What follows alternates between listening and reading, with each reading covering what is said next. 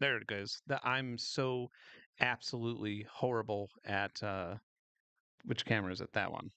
Okay. I'm guys, I want to tell you something.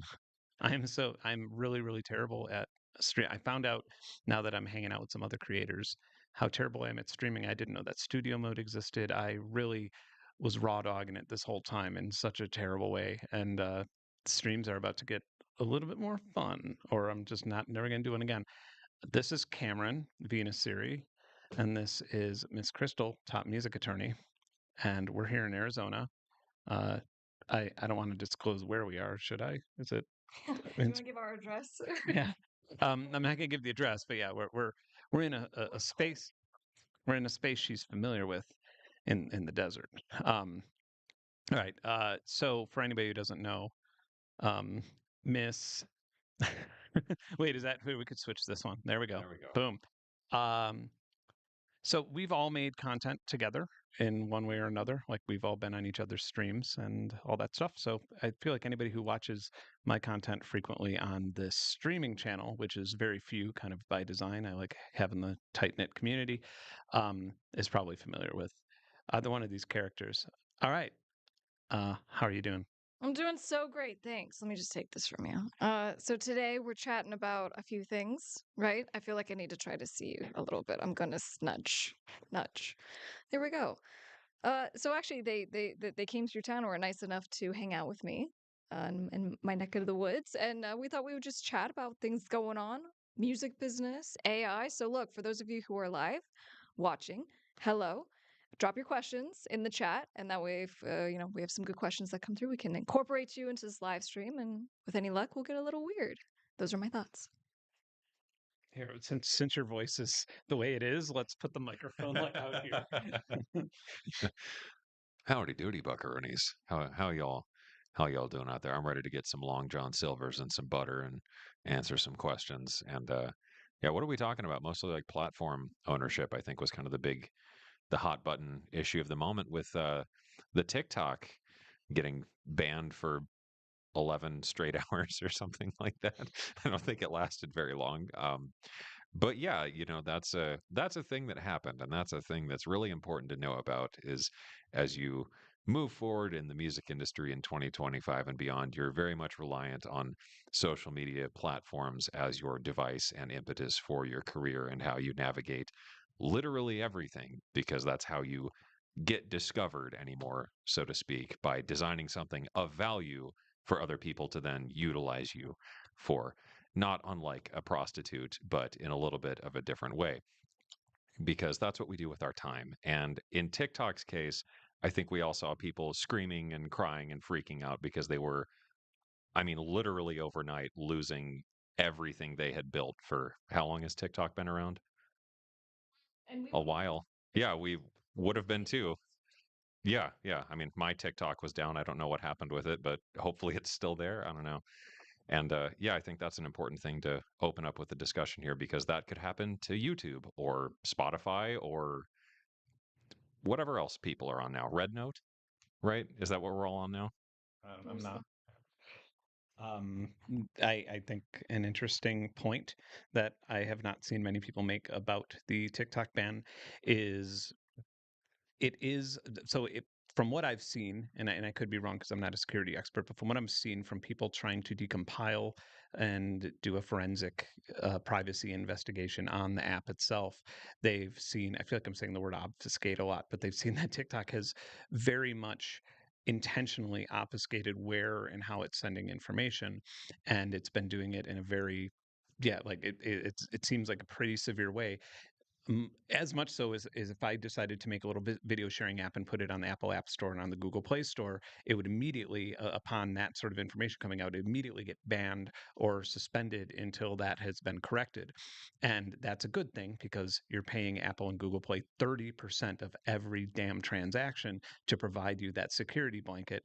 And somehow they've not been doing that with TikTok, and meaning that the government, apparently had to step in and do something about it, which is a different fact. I don't agree with that either. But uh, what's interesting is that, do you use iPhone, Apple, Android. Android? Okay. I guess, who is anybody in this room a TikTok user? Wow, that's kind of rare. Okay, so viewers, if you use TikTok, let's say you use TikTok on an iPhone and you use it as much as some of the people in my life use TikTok, which is constantly all the time. Um, what you would end up with is somebody who who has this app that Apple suspended because of security concerns, and then people would not be patient and they wouldn't say, "Oh, I care about my security. It's a good thing they did that." They would just go buy an Android and they would leave the platform or begin to leave the platform, which would, you know, eventually bleed a lot of money and a lot of the sort of walled garden stronghold that they have. And so it's kind of interesting because I do think that the way that the government should have handled this, if I were king of America, is I would have just had an antitrust lawsuit against Apple and Google Play Store for their. When you look at what happened with Fortnite, for example, it's a big enough app to where there was some leniency in a lawsuit rather than just dropping Fortnite from the App Store. Any That's interesting. Okay, so but practically, this is what I've been thinking of. I go back to the YouTube thing. For each of us, we have a YouTube channel, and for each of us, we spend a lot of time to grow that channel to a certain size. And so I personally, my biggest platform is not TikTok. And so for me, having the ban come up, seeing it coming, I wasn't one of the people that was going on the platform and being quite distressed, right? But I go, if it had been YouTube, that's a whole different scenario. And I go, that's really scary. That's really scary when we actually do rely on these different platforms for our audiences because it's, it's gone. And so, we've seen this happen with, for example, MySpace. And so with the TikTok situation, and it still might be going away. Okay, that vertical for someone who relies on it for their entire business, that the practical takeaways, you need to take ownership of your audience to really build an email list, or if you like to do texting, get people to opt in. But you have to go through these steps, and what I like to do, I call it audience harvesting. And so if you ever pop on a live stream, for example, this is on a couple different places, but when you're doing a live stream, to literally cultivate your audience and say, hey, this is the place that I have my little email list, go sign up right now. And then I was getting great tips, before we did this, on other ways to get people to sign up on your email list, but to really, take this as a lesson that if you are trying to build something, you're an entrepreneur, you're a business owner, take the time to, take ownership of your audience. And then number two, for your usernames, right? Always make sure you have a presence on all social media platforms. I think diversifying for me is, you know, you can't not do it. You have to diversify on social media, every single platform. And at the minimum, make sure you own your username. Don't have someone else go and take your username. And so, what I think anyone watching this right now could do is for any new platform, Blue Sky, what was it, Red Note? Well, uh, for whatever it is, just go and grab the username, even if you don't plan on actually posting on those platforms. So those are practical things I would do. Like in the wave of everything we just saw happen, go execute on that, and you can kind of protect yourself on the next whatever happens. Just a short thing. You can, if you just search around long enough. One thing that I did with X, and I learned my lesson with X. I learned this the hard way because X, in my subjective opinion, became a propaganda tool for a right-wing administration very quickly. And I realized by having an account on here with however many tens of thousands of followers, anything that I put on there is giving money or is it in some way supporting what was going on with the platform. Like there was no way to really leave that, and I had to make the hard decision being like, I have to give up this platform or I have to constantly have that nagging feeling in my stomach, and I give it up. But the way that I did it is I got a web scraper to delete every single tweet, but it and every single reply and every single like and every single thing after downloading all my content, and then left my you could still see my account, you could still see my followers, which I'm sure has dropped since then, but I feel like that's actually a pretty healthy way of doing it because you can still have that placeholder, you still have and it also sends a message, like because people see a bunch of missing things, and then when they click it they see that everything's gone and they see a message where I'm saying, f this platform, and I feel like that's actually a pretty decent way. But yeah, but it made me learn to diversify. I think on the note of diversification, one thing I've learned a lot over the years was, especially with YouTube, you can think of being a YouTuber or whatever as your thing.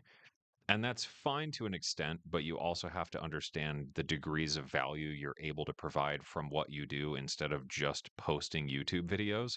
Because, I mean, obviously in your case, you're like a super smart lawyer and speak words good and stuff, and you're a science doctor or something. And that's something you can do outside of these platforms. And I think people don't think about growth outside of a more like myopic standpoint a lot of the times. Like, I want to get big in music, so I'm going to go on social media and post my music or whatever on social media. Like, let's be real, no one cares about music on social media. You're just going to end up posting memes and skits or something that elevates you to the top of the algorithm with engagement. Then you kind of segue into check out my original whatever.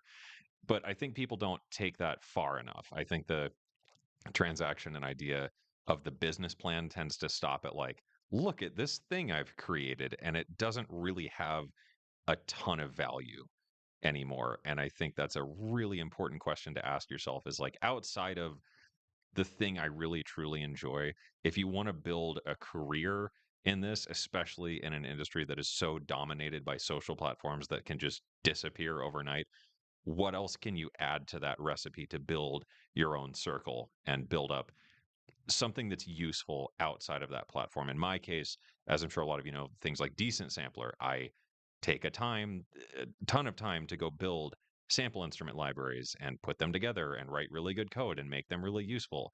And then I give them away to people because then if YouTube goes away and everything else is gone, I still have my sample instrument business going for me. I have a lot of sound design contracts. I have a lot of scoring work I can do. And all of that came from YouTube. I think, in fairness, like having a large channel really helped open up a lot of doors to do these things. And I think to build that large platform took a lot of work to do creative and interesting things and really push myself as an artist on some level. But then you have to vector that into doing something that's really valuable outside of just posting a really funny TikTok once a day or however many times you're supposed to post on every platform. I mean, even right now, my last video was, well, I just posted a video like a day ago, but before that was like 2 months ago, something like that. And that is bad YouTubing. Like, I'm an awful YouTuber, but I'm allowed to do that. I'm allowed to do that and spend as much time as I want making something that I feel is of quality that represents my ideas because I've diversified enough away from all these platforms and I'm not just screaming that like, oh no, Spotify dropped their payouts again, so now I'm not going to have any money to eat this month, or oh no, someone posted a YouTube video, like a really popular YouTuber posted a video where they did something stupid. Now everybody's pulling ads away from YouTube, so now I don't make any money. Not that YouTube makes money at all anyway, but I think that's a incredibly important idea. And I think something you could probably clarify is the importance of protecting these ideas and how do you, legitimize yourself to that end. And I think owning the name on every platform is huge as well, even if you don't intend to engage. But there's a lot of other things that go into, establishing your, not like intellectual property, that's probably the wrong word, but No, like your ideas as a business. just yeah, like just I have very weird views about intellectual property, and I would in a perfect world that we would be monetizing creators, not through these little idea credits that we sell based on 19th century law. But yeah, no, I think that Crystal's point is and your point are both very valid. Where I mean, any financial advisor is going to tell you to diversify, and you're kind of talking about the exact same thing. Um, so, did you have a Tik? Yeah, you actually had a TikTok account, like one that you fed. I quit. I made on TikTok. I made a video of my ducks Oh eating, yeah. slurping up a bunch of duck feed, and it got millions and millions of views and likes. And it was like, I mean, it was kind of like on the main algorithm of the platform, and I got paid nothing. And I said, Did you get I'm followers from it? Oh yeah, and but I got a thing saying like you didn't have this many followers before the thing came out, and I said, cool, I'm not going to give you content anymore. Like, but yeah, that was just sort of I was like, all right, I already hate this. The algorithm doesn't work for me. Like, I've never gotten addicted to TikTok. I've always just been like, ah, and so that was sort of the end of it to me for me. But I know a lot of people who's were like terrified to like because that's their main thing. Like people literally businesses that like use TikTok for leads and now it's gone and it's very difficult to like have a conversation about Russia banning Facebook and being like wow that really sucks and it's like in Russia the government's the Kremlin's communication to citizens is not we're banning Facebook because we're mean and you suck. It's because they're saying, oh, because of security or because the West is using it to do this to us, and the people, and you have this half of people that support it, and it's scary stuff. But yeah, it hits us in the gut. Um, so what is your next form of content that you're working on? What can we look forward to? Unless you have something to continue with this. I was gonna say one other little thought on that. Here's the thing. For last year, one of the games that I played and that I thought was really important is in the diversification realm, going and doing the volume game and being like, I think that the average person on social media will just use one app a day. If you have a tendency towards you like TikTok, you're on TikTok. You're typically not going to jump around. So one of the arguments might be, well, if I'm repurposing the same piece of content, the same 9 by 16 video, and putting it everywhere on Reels and Facebook and TikTok, YouTube Shorts, I'm which, by the way, I predicted last year. I go, YouTube was favoring the shorts for creators because it wanted to compete. So this was the place to really get the word out, especially if you're a musician, try to promote yourself. So I just said, look, I'm about the game of volume. Let's get as many people as humanly possible to see your content. And so even if it's the same piece of whatever, post it everywhere, every single day. And so that's what I did. So we were posting something like, 28 pieces of content per day Lord. across my social media because I have Miss Crystal, which is my artistic music stuff. I have Top Music Attorney, which is my music education. Then I have my law firm, which is Delgado Entertainment Law. And so for us, I go, yes, I'm coming up with different types of stuff, but I can recycle. And so it became this beautiful little art form of just binge posting and then just being like, so what? And I just want to make a note of that because, there's this anxiety that we all have of like, why do I want to do it? Because then I have to see someone's comment and then I have to see, I have to be exposed to someone else and I have to play a game and, it's really hard. And so my mission for myself and then for, I put this out into the world for this year is to get into a mentality of shorts. Get into a mentality of like stories. So the way you post in your stories is very easy breezy. You don't really think about it too much, right? Because you know it's going to disappear. And Yeah. so you go, I feel an ease in my content creation. I go, imagine if we could all do it that way. And you're like your cute little duck. I just wanted to show that. That was something that really appealed to people, and that's why it went viral. And so I go for this year, even for myself, because I say it, but then it comes to me being ugly as hell in front of the gym, about to go in. I just wanted to share something, and I watch it back. I'm like, am I am I really going to post this? And so going through the mentality of if this was a story, I would have. If it's a story and I would have, then I'm gonna, and there we go. And so I'm trying to now do a volume game of trying to just post stuff that's authentic because I think we all filter. And I think that's something where we can compete and win if we're trying to really like grow on social media. Who can be the most authentic because it's the hardest thing to do. So that's what I'm excited about for this year. And, for last year, something else I was looking at, I was like, do spiral, post everywhere. And I go, you know what? I think in the same thing, YouTube did really well. You guys have really successful YouTube channels, and maybe you haven't, done as much for your social media because you're like, why would I? Yeah. It's a logic game. And we do know why you should, because you know what? You are going to appeal to an entirely different demographic of people who are not wanting to sit there and watch your 10-minute video, respectfully. Right. And so, we are supposed to be thinking about our audience. We're supposed to be, what value can we put out to the world? So if we think about that with social media, then our behaviors change a little bit.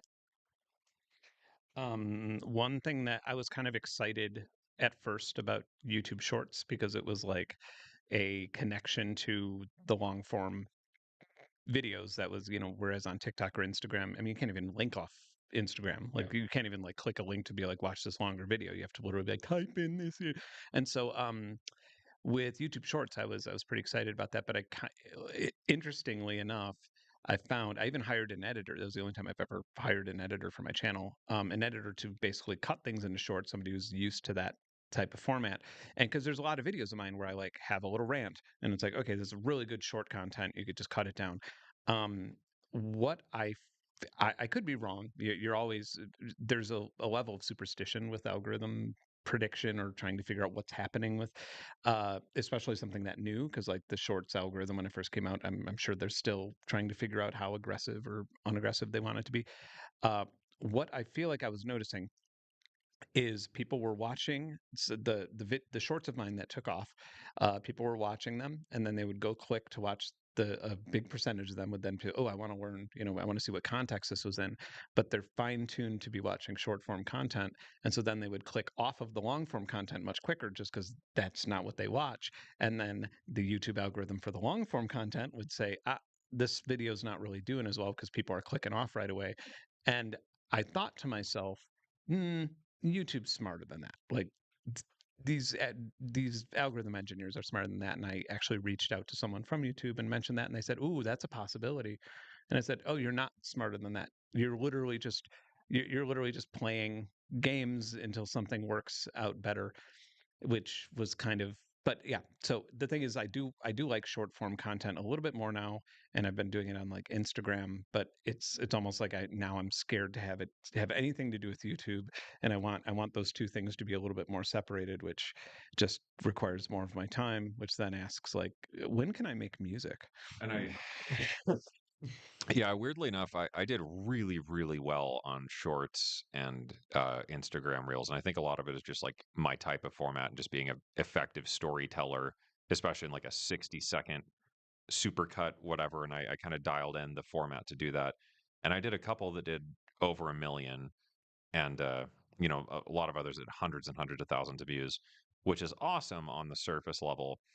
But then I also found that there was very little crossover between that and like long form content, because the people who knew of me on other platforms, Instagram, TikTok, whatever, when I posted on TikTok and it would do well, I would get a lot of comments like, "Oh, you're the mustache guy from YouTube. I love your videos." And then on YouTube, it would do well, and I would gain, 1,000 subscribers from this one, 10,000 from this one, and so on. And I think when I looked at it, I want to say last year I gained, or maybe it was the year before, but whatever. It was like 50,000 subscribers from shorts, like the shorts feed specifically.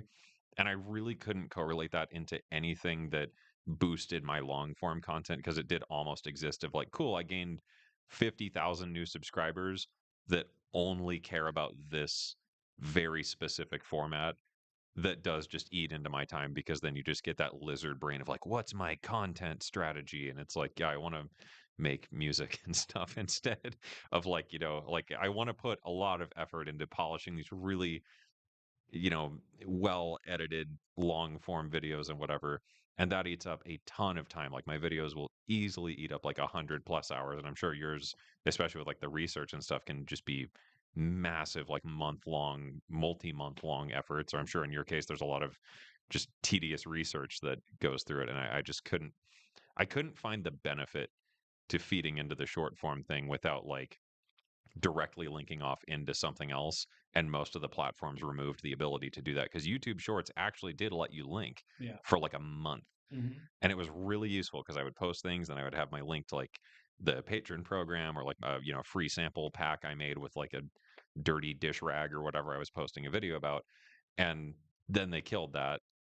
And then it was like, okay, well, now what am I doing with these? Because views and subscribers are great if you care, but beyond that, it was like, what am I gleaning from this? Like, I'm not pulling these people into my ecosystem whatsoever, and I'm just getting like vanity metrics. And I think that's something we way overvalue. One thing you could consider is just you would need to make this part of your business model. We're all gonna so You'd have to make it part of the business model, but you would have someone to harvest leads from your socials. That's what it is. If you have 50,000 and you do a post talking about, something that you're selling, and you go reply this word if you're interested in this product, and then you message, and then you get someone to actually have a conversation and send them a link to make a purchase for something. So you have to be very intentional. That's what it is. You go, this traffic was happening, but now there wasn't a way to actually get that to go somewhere. So you can do it by actually having a person to actually, engage those people, or the call to action, which is, go to the link in my bio and stuff like that, which is harder versus if you're having a conversation. So that's one thing to think about. But you're right. I mean, if you're going to put in the time and effort, it needs to make sense. Just because it's a shiny little, you know, silver thing doesn't mean you have to go do it. If it doesn't work into the funding that's coming into your company based on the current business model, doesn't mean you have to do it. It's an option. But I think that's, as a business owner, you could think about that, and just to be like, this is something that perhaps is untapped. 50,000 is a lot. Right. Well, yeah, it's like end of the day, to some degree, it's always like, oh, boohoo, I got 4 million views and 50,000 subscribers or whatever. But it is funny too, because sometimes you do have to think of that as like it is part of a broader content strategy, so to speak. But it's also funny how much that does affect the nature of the content itself and what you're getting into it for. Like you said with the stories, I want to share something interesting. And there is that where, you know, I did one where there was just like my kitchen sink was dripping. So I just like sampled it and turned it into a free instrument, whatever. And that was just kind of a fun story thing. But that was a huge amount of work. And it is just like a time versus return, and I think a lot of it's like sunk cost fallacy of like, oh, I spent 20 hours doing this. Why would I continue doing that when it didn't really like play into anything beyond like, wow, look at me, everybody. I farted and turned it into a convolution reverb. Well, so two things back just to close off on the algorithm thing. I mean, I don't see anything wrong with saying this on a stream, but Wonder Boy, for example, Stephen Thompson, the UFC fighter. I mean, a UFC fighter having a YouTube channel with his level of energy and his level of content. He makes content. All of it's really, especially if you're into fighting. Anybody who's watching this, if you're even remotely interested in martial arts or UFC or anything like that, his content is extremely educational. He literally shows you things that like you would have to pay a lot of money for karate, and he's one of the best instructors in the world, and he does it from his own gym. And every now and then you might see me on there. He gained a ton of subscribers from short form content. And I was like, wow, and that's kind of what made me get excited about YouTube Shorts. Is I was like, oh wow, okay, he's getting tons of subs from this.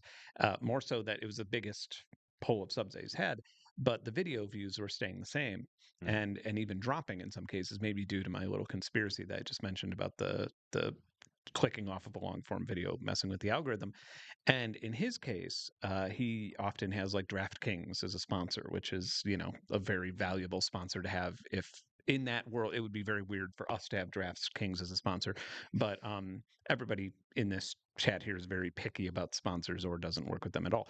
But every video he makes, that's what you're paying. You're going to watch a thing about DraftKings if you want a literal headline UFC fighter to teach you something and spend a couple days making a video for it. It's fair enough, and there's no shame in it, I guess. But when the views actually go down a little bit, when the views don't grow with the subscriber growth, then it's like, well, that's not very good for business at all.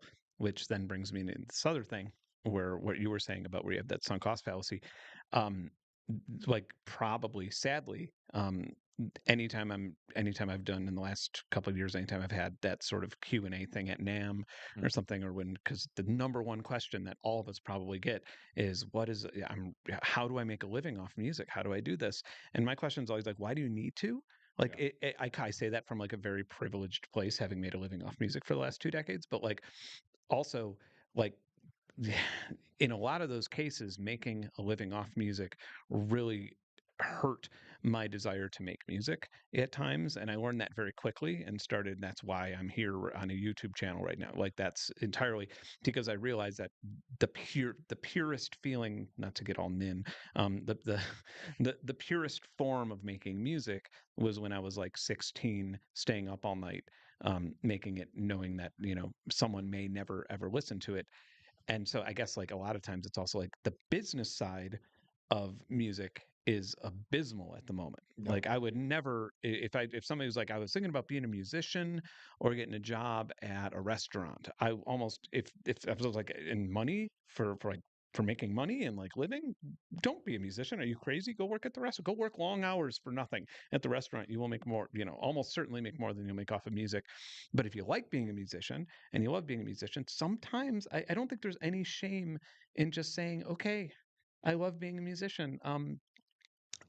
Charlie Cooper from Telephone Tel Aviv, the late Charlie Cooper, he had a restaurant he had a restaurant. He had a job serving tables at a really nice restaurant in Chicago, and they were just he was touring the world at the time. He had albums out, and he just did that because it like relieved the stress of, oh, I have to make an album that has a hit on it, or oh, I have to get this many gigs, and it didn't and that's why Telephone Tel Aviv is so amazing sounding. It's one of the reasons is because he didn't have that sort of monetization energy, even back this before social media, just because he waited tables for a living and he was lucky enough to find a job that let him take time off when he went on tour, and the tour paid for itself and then some. But yeah, it was like that was really inspiring to me. Was like also being like, doesn't have to be a business if you really love making music. Sometimes you want to guard these things from capitalism.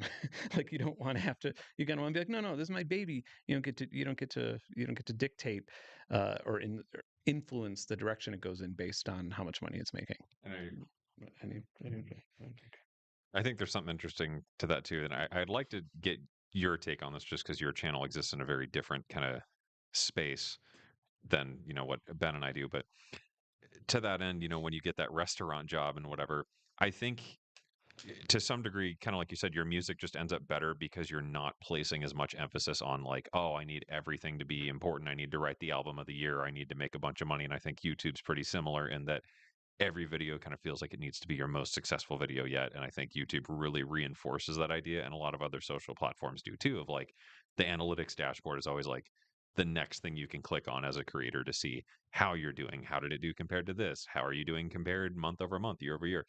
But it's something we kind of talked about recently, Ben, was the idea of just the less you care about something in terms of like the performance, the better it just kind of natively ends up doing. And I found that that was a really true record for my own growth on YouTube, where when I got away from like synth reviews and tutorials and kind of the generic stuff and was like, I'm just going to do what I want, it, it tends to do really, really well. And even my last video I put out just the other day was like, I was not really confident in that video as like an algorithm performer. I just really liked the idea and the video and I thought it came together really nicely. And it's like one of my better performing videos. And that was just, it was an interesting relationship change dynamic to look at the performance of it and go, huh, that's nice, I guess.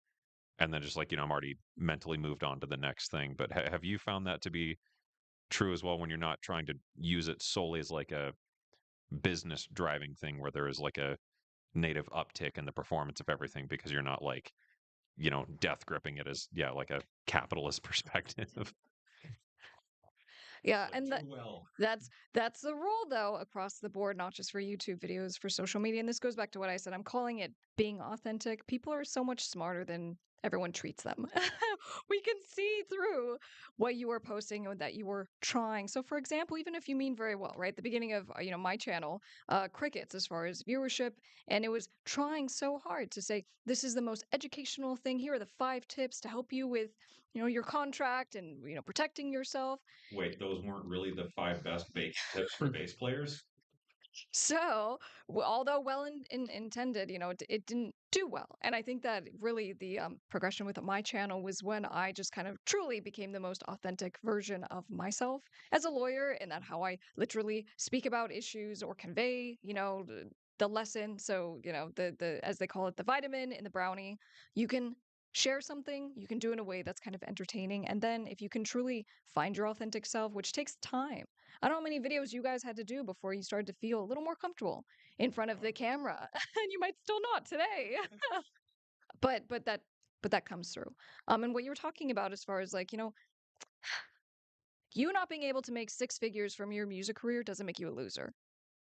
You having a day job whilst you are pursuing your music career is okay. And in fact, what I realized for myself in starting my record label, when I started my label, starting my law firm, like all the things I've just started for myself, I did it out of a place of frustration. But then what I realized is I go, well, if I think like a record label, then I can make myself a big star. Right? And what does that mean? I get better streams on Spotify. I can have people go and purchase my shirt and come to my show. It's this idea that you can build something ancillary to what your passion is. So if the passion is making the music, what else can you do around that passion to make money? And each of you have figured that out to some degree. I have figured that out to some degree. I started an entertainment law firm, not because I was like, hey, cool, I want to be an entertainment lawyer. I actually didn't. I just said I can actually help people, and it's ancillary to the thing I truly do love, which is making music, which is making art. And then it's the thing that helps me now pay for what I do. So, and I thought back to one of my clients. I represent a lot of legacy acts. I represent heirs to different things. And I was thinking of a family that I represent to a very famous tennis player. And he, played tennis and he had an incredible career. And he said, which has stuck with me forever, he said his tennis career paid for his race car passion. And I'm like, I think to a degree that's so true for all of us. So it's Yeah, I had a violinist that made a living as a violinist and a decent one. I am Greg Hurt, and he was on my albums. I toured with him all the time.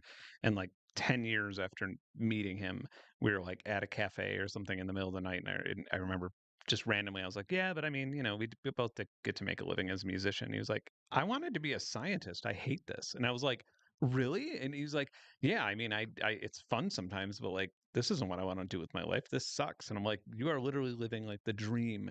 We're on tour right now, man. Like, we're making money doing it. And he's just like, nah, this is literally like, I just played violin as a kid and then got gigs and ended up in this hell of a job. And I was just like, okay. But, he still expressed himself doing it.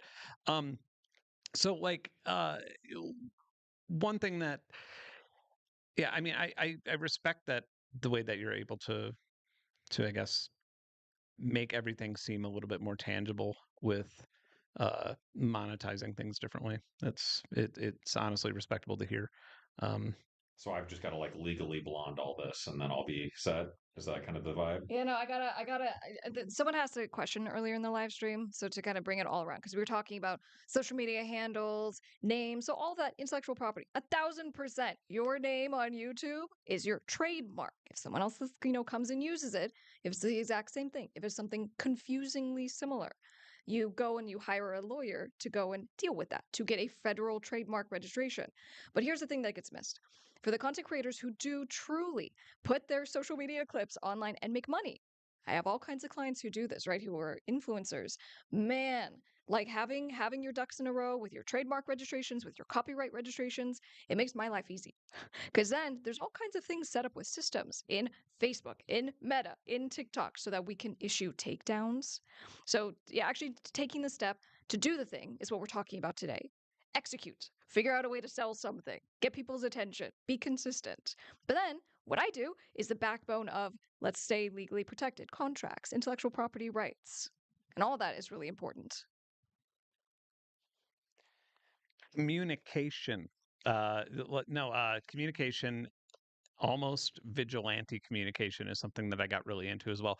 If anybody who I've played festivals with, they'll either tell you that, oh, Ben, yeah, he didn't talk to anybody and he was just like drinking whiskey and eating Doritos in the corner, or they'll say he awkwardly came into the backstage area and asked everybody how much they were being paid and told everybody how much he was being paid, and it created this really awkward situation because like.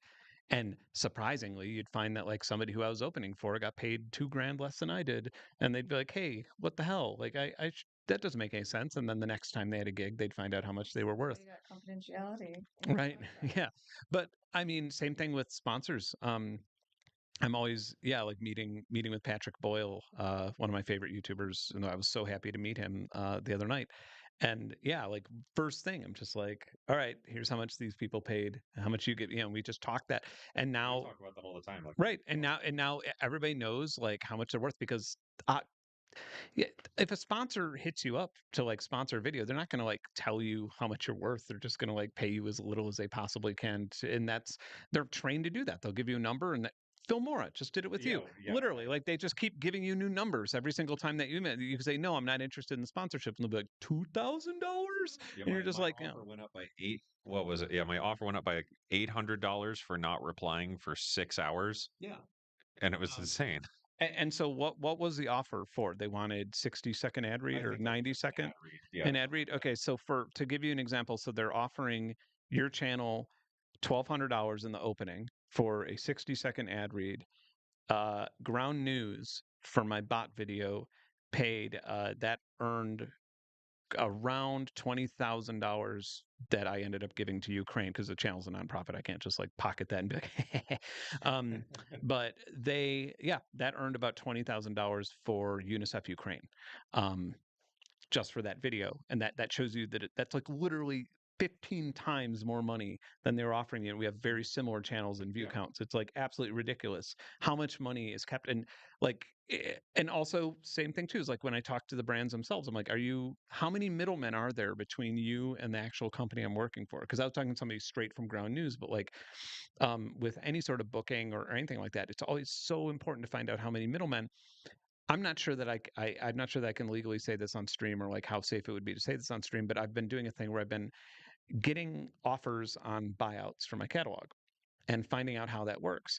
And a couple companies that just reach out to me because private equity is just trying to own everything in the world right now and rent it back to you. A couple different companies reached out to me saying, "Hey, we buy music catalogs. We're very interested in having yours.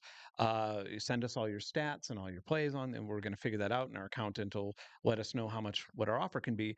And then, without telling me, they're acting as a broker and shopping it out to other and like part of me, I'm like that has to be that's unethical, but that has to be illegal. Like a part in some state that has to be illegal to not tell somebody that you're brokering on their behalf.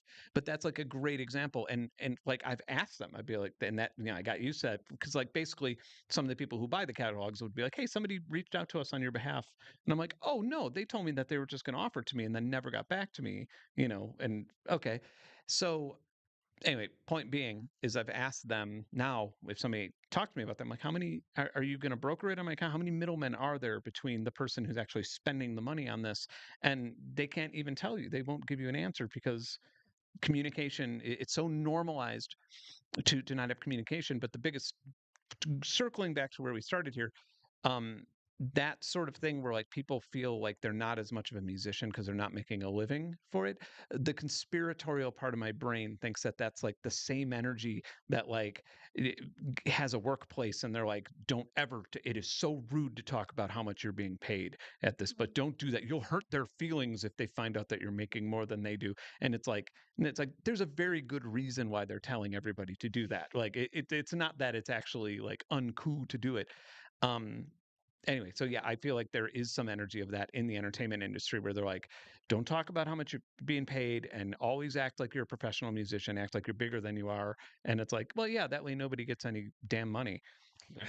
There's something to that. I think there's something to that in representing yourself as something professional, right? That's part of the whole thing. Like a record label, don't pitch something for TV and film consideration and have a shitty email address that's Yahoo. If you have something that has more professional in presentation, it's just going to be taken more seriously. Here's the thing: the power of lawyer letterhead.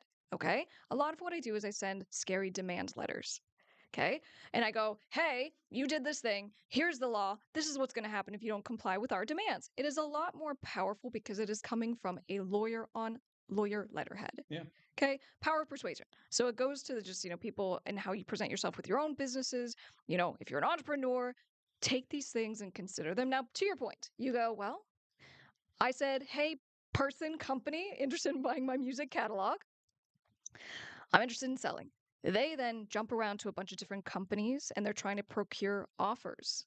That's not okay. 1,000% that's not okay. And the reason why is because they do not have your authority. They are breaching the contract that they had with you. Okay. They did not have the authority to act as your representative in that capacity. So anything they go and they execute, that can be voided. So you have all kinds of recourses, right, under the law. But to your point, people just go and do stuff.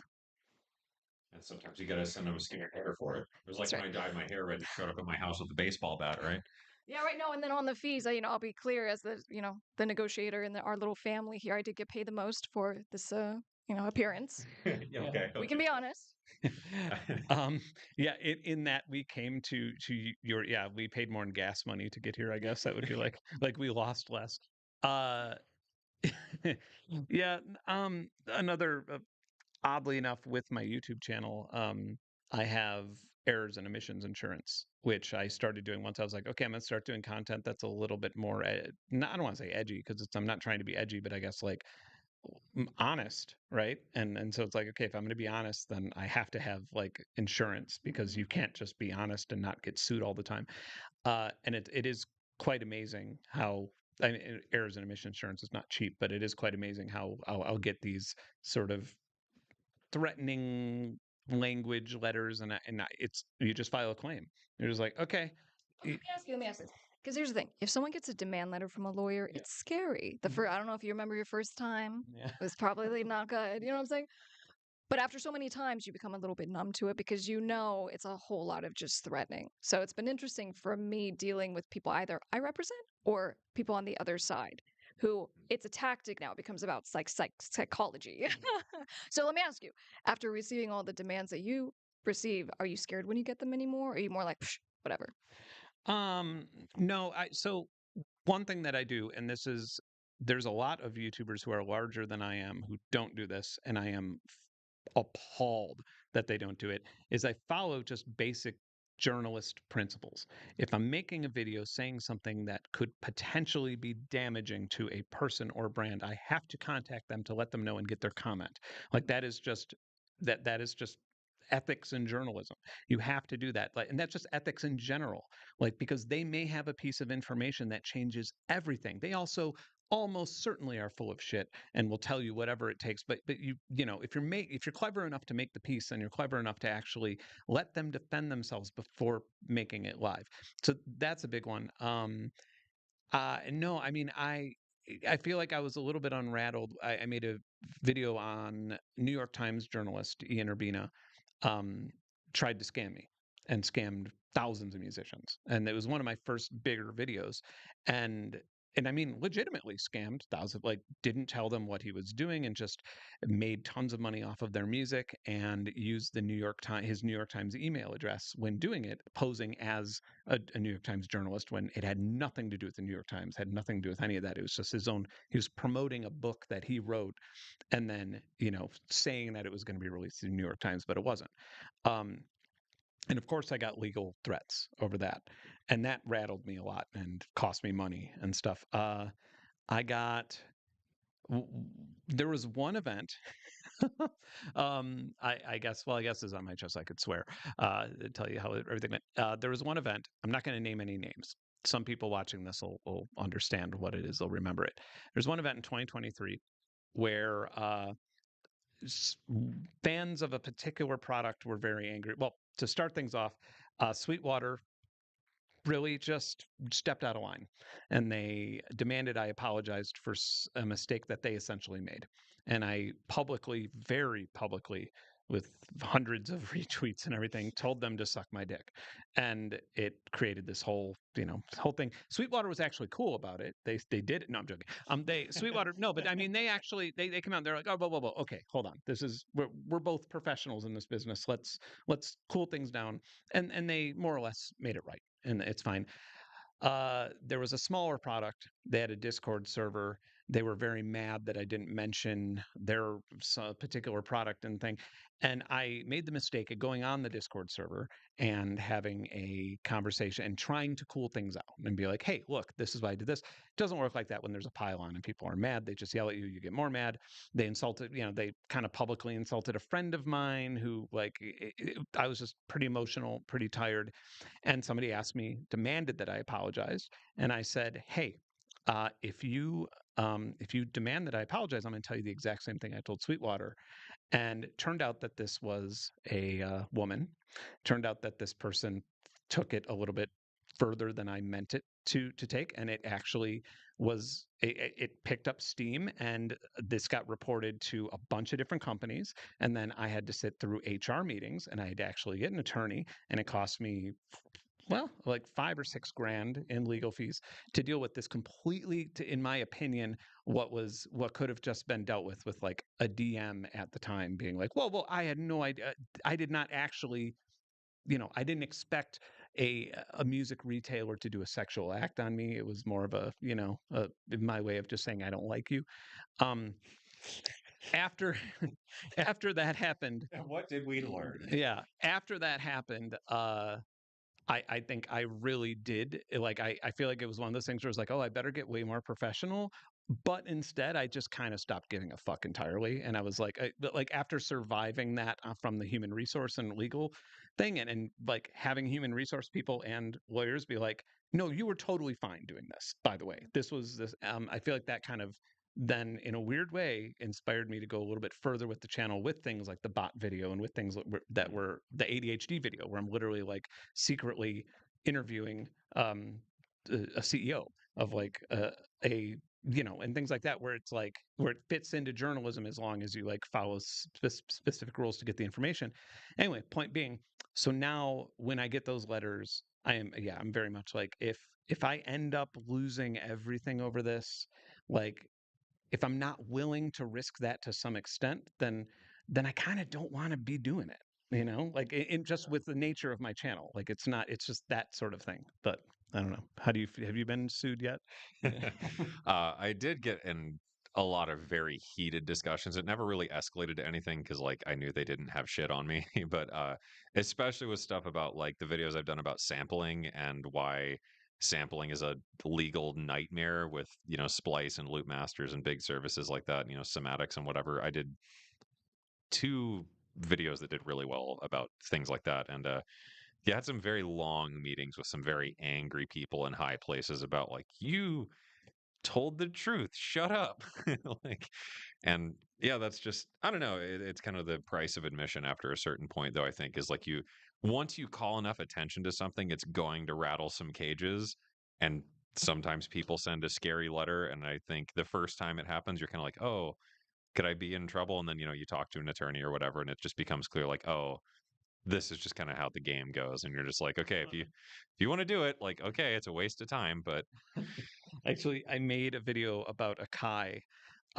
They've released a keyboard, and God. I just their initial firmware of this keyboard, just it. My experience with it, it was a piece of shit, and I was honest about this is when I still did gear videos, and I got an Instagram message from Andy Mack, who is a DJ, old school DJ who now like works with the Kai, and in that I recognize those words where he's like, "You may have gotten some of the things wrong in this video," which is kind of like defamation. Like it's sort of that careful. Like it felt like a lawyer was behind him while he was writing me a message on Instagram, and I immediately was like, "Well, if that like." Immediately it just was like, okay, well, I'm not talking to you unless I talk to an attorney, like blah blah blah. And he's like, no, bro, I just want to like I just want to like reach out and like send you the new firmware and talk to you about this a bit more. And now like me and him are friends, but it was like I was so paranoid because I thought that I read that, I'm like, wait, he said I misrepresented something. Like I need an attorney, but really he was just like a really, really nice guy who was just like, no, it's cool. Like, yes, we made some mistakes here, but like also, yeah, like here, let's fix it. You spent money on this thing. Well, look, I'll give you guys my final words of wisdom. I promised we'd wrapped at 5, so we're gonna have to. Okay. Unfortunately, fam, we're gonna have to wrap this up. But final words. What you said in regards to costs on different ways to manage situations, that's what a good lawyer can do for you. It's considering how to prevent the fire, and then if you do have a fire, how to deal with it the most efficiently and cost effectively. You don't always get the cost effectively with lawyers. You don't. Okay. And so you want to make sure it's someone who's really got your back. So for example, I had someone kind of call me in a panic, this week, and it was a situation where someone is saying something and it's all kind of internal for now, but it's very damaging something. Okay. And it's all the different ways that we can deal with it. Let's send a scary cease and desist letter. Right. So we go down the list of all the different options of how we can handle this. And sometimes one of them is literally do nothing. Yeah. And that goes to also receiving demand letters sometimes is you don't respond. You don't even engage. But in the, problem prevention, sometimes, getting that contract or for example, terms of service. So if you're selling a product, having a clear contract, which is the terms of service on your website, saying this is what you are agreeing to by using my services or purchasing my products, that contract can just save you, $20,000 and it costs you $500 for a lawyer. So just having an attorney that you trust, it takes time. It's like finding a good doctor, finding a good masseuse. It always takes time. But I just tell people, it's something worth making sure you sort out. So anyway, guys, thanks for having me part of this. Thanks for stopping here in Arizona. I'm gonna pass the mic so we can do final words, starting with you. uh, Boy, that was a tough act to follow. Final words. Yeah, diversify. Own your platform as much as you can and play the long game. It's a lot more interesting and a lot more worthwhile. Like the circling back to like the sponsor stuff and whatever, like we talked about, getting big money for this, or I got my offer got upped just because I didn't bother replying or whatever. I think the funny thing in that to point out is also like although they did up their offer by another $800, literally the worst choice I could make is to take that sponsorship. That would just be really easy short-term money for something that's going to look really scummy and stupid Yeah, I instead hate of software, by the way. yeah. It's terrible. Yeah. And that would be the thing is like I would just be hawking a garbage product for the fact that I have a big YouTube channel. And you know, I'm sure we all talked about this earlier, just like the ridiculous offers you get from stuff that's like not even remotely related to what you talk about, like that stupid flexi spot thing. Yeah. I think I had a dozen of emails from that. But you know, yeah, I think that's the importance of all of that is like owning your platform and realizing that when you own something, you can be responsible for creating the value, and that value can go as high as you can personally drive it. And if you're willing to sell out for the really short term gain, you're often dropping a brick on your foot, and then you're going to end up having to hire someone to go, I dropped a brick on my foot and it hurt real bad. What do I do now? Yep. And with that, I will close with transparency. I like transparency a lot. That's why my channel is a nonprofit. I can't lie to you, well, about my finances. I can't take money from somebody and then say I didn't take money from them because it'll show up on my tax filings. And what I've learned is that my channel will now have a very long terms of service agreement. Every single video in the beginning, it'll take about 45 to 50 minutes to read. Thank you for that legal advice. No, I'm joking. Thank you so much for letting us hang out in your office. There's a dog pooing. Right, right. Just, Yep. yep. Sorry, just that. How do you not get distracted by a big old piece of dog poo right out the window? Um, That's making me hungry, actually. We no, no, it's basically it's commenting on my streaming and presenting skills. So with that, thanks everybody for being involved, and thanks for hosting. obviously watch the channels of these knuckleheads here. All right, take care, everybody. Love you. Bye.